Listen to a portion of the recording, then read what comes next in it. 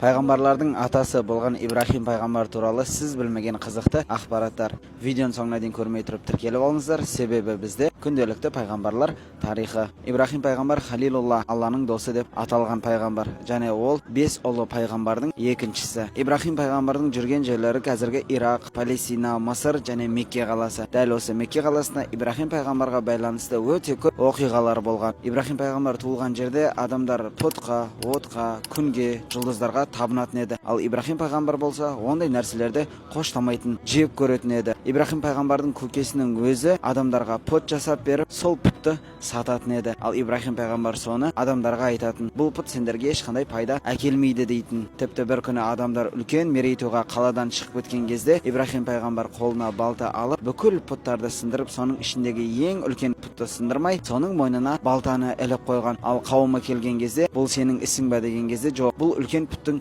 ісі шығар деп, солай пұттардың ештеңе істей алмайтынын дәлелдеген.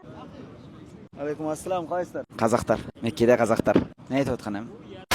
Жұлдыздар шынымен Құдай болса, онда неге күндіз олар көрінбейді? От шынымен Құдай болса, су неге оны өшіріп қояды? Ал күн Құдай болса, неге ол түнде көрінбейді? Пұттар Құдай болса, олар неге сөйлемейді деп адамдарды сонда да таухидке шақыратын. Ибрахим пайғамбардың келесі сынағы ол сол кездегі Намруд патша. Алланың оған лағнеті болсын, ол патша Ибрахим пайғамбардың пайғамбар екенін мойындамай, оған түрлі дәлелдер, мұғжизалар көрсетуін сұрайды. Ибрахим пайғамбар: менің Раббым өлілерді тірілтеді, тірілерді өлтіреді дейді. Сол кездегі Намруд патша екі адамды алып кеп, біреуін өлтіріп, екіншісін азат етіп жібереді. Яғни мен де сенің Раббың істей алатын нәрсені істей алам деп айтады. Ал Ибрахим пайғамбар болса: менің Раббым күнді түнге, түнді күнге айналдырады деген кезде Намруд патша өшіп қалған, яғни жеп қалған. Намруд соған ашуланып, Ибрахим пайғамбарға үлкен ор қазып, соның ішін отындармен толтырады. Және соның ішіне Ибрахим пайғамбарды жай ғана лақтырып қоймай, оны катапультамен ұзақтан атып жібереді. Ибрахим пайғамбарға бағанағы лауылдап тұрған от салқын